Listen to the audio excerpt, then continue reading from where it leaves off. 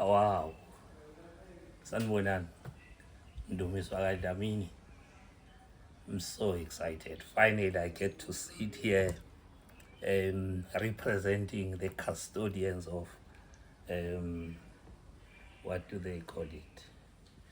The Arts Development Initiative under a structure called Imvelo Social Development. It's been a journey.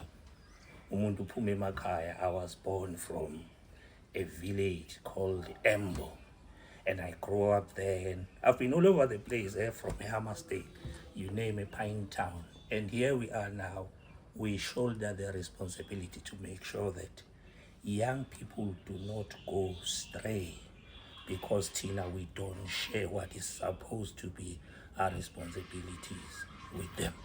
So I want to say to each and every one of you out there, here is an initiative, and it represents you, me, and everyone out there.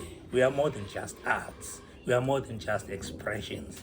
But we say there's too much of social ills out there. What have you done? And this is what we're doing. The 5 custodians.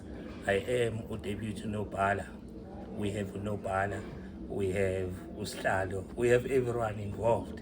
And we're saying watch the space. Siza kunini emphakathini. Siyanithanda.